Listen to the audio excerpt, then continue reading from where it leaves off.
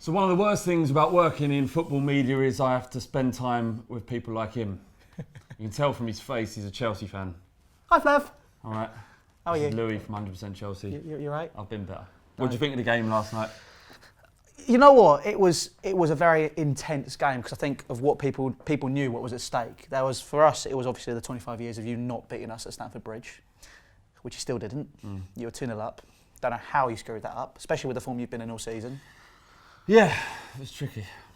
But I mean, you know, there was obviously the fact that if we got a draw or we beat you, we would be effectively handing over the torch and winning the league 2 years on the trot. And basically going, here you go, Leicester. You lot went mental. Oh yeah. Like, is that symptomatic of how poor you've been this season? That I'm not one for saying Chelsea fans shouldn't go mental for snatching a draw against Spurs, but it shows you how far Tottenham have come. Yeah. For it to be so important to you lot. We were the same with Arsenal when we snatched results, so I've got no issue with that. Yeah. But I think Harry Kane put it 100% spot on when he says it just shows you how far Spurs have come when Chelsea and their fans and their club are celebrating like it's a cup final. Well, yeah. I mean, sort of, you've had all season we have been poor. I mean, December we had a lovely little chat about Mourinho, but it's sort of, you know, there was a prime example. You could just look at two players and go Dele Alli and Ruben Loftus-Cheek. Chelsea had the opportunity to sign Dele Alli, and they turned it down because they said Ruben Loftus-Cheek is better. Every supporter under the sun reckons their club had the chance to sign him. Liverpool fans apparently, Chelsea, United. MK Dons apparently went and just offered him out, said, look, we want to make some money. And then we went, now we've got Ruben Loftus-Cheek. But the issue is we haven't played Ruben Loftus-Cheek, and you can see now, like, if you did comparison between the two, Dele Alli, it basically epitomises Spurs, and then Ruben Loftus-Cheek sort of epitomise the stagnation with Chelsea. And it's just sort of where we've stayed the same, we have the same policy, and it's great for short-term success, just bringing in players. But now that John Terry's reached the end, we are now going to not have a player in that starting 11 every week who has come through the academy. And that's what I think is really poor. And for Spurs, I think what they've done with the youth element, I think that's only going to benefit you for the next few years because you're going to have a spine there, and Harry Kane, Dele Alli, and you know you've got all the way old. He's not young, but he's not old. So you've got a spine there of three players. What do you think about Spurs' roughhouse tactics yesterday? Lamella's stamp on Fabregas. You know, Dembele's eye gouge on Costa. Straight away, Dembele. Yeah. If Costa, he's going to get a ban for that, because if he doesn't get a ban, that would be ridiculous. Why? And I'm not saying there's a campaign against Chelsea. Oh, mate, please don't say that. No. Okay, right. Pochettino went on the pitch. What it looked like to me, since we're looking at it again, he was going on to be a peacemaker. If Mourinho had gone on to be a peacemaker 6 months ago, a year ago, he would have been sent to the stands. So you are saying there's a campaign against Chelsea? Oh yeah, because there's always a campaign against Chelsea. Tell me about Costa though. What if there is a man on the planet that deserves an eye gouge more than him? It's him, isn't it?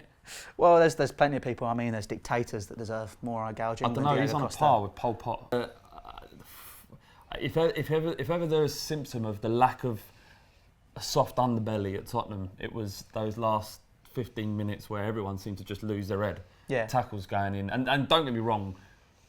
Some of those tackles were mental, and in any other game there would have been 3 or 4 sending-offs. Yeah. I'm still surprised that nobody was sent off yesterday. No, it was 9 yellow cards by Tottenham. 9. Yeah, it was crazy. I can't really defend it, but I'm not unhappy that I saw that. You know, we've been accused of being a soft side for such a long time, and it just shows you what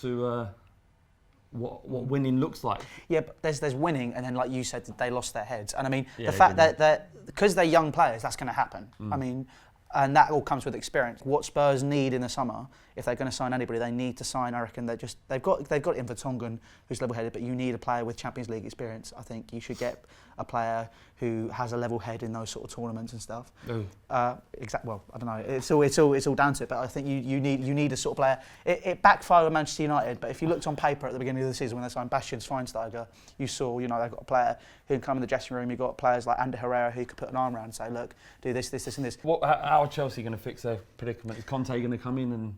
It won't be straight away. And if I'm honest, I think Conte is great, but in terms of what you had with Mourinho, although he was poor man management at that time, and he's obviously his ego got in the way a bit. No, I think anybody from Mourinho is either a step sideways or a step down. And if you ask me, I think Conte's a great coach, but he's not on the same level as Mourinho. And I think it's great. Apparently, he's someone who works hard, he pushes the players. But you saw Mourinho do that last year. You saw how it backfired this season because you had players suffering from burnout, players that weren't playing very well. I mean, I'm not saying Hazard's back, but great goal. That's enough. I'm sorry. It's okay. It's okay. Top right corner. Just remember that. I'll show you it later. Yeah. Let us know what you think of the game. Were Spurs lucky? Were we nasty? Did we throw away the league? Did we deserve a little bit more? Let's deserve it, I suppose. Louis. Bye.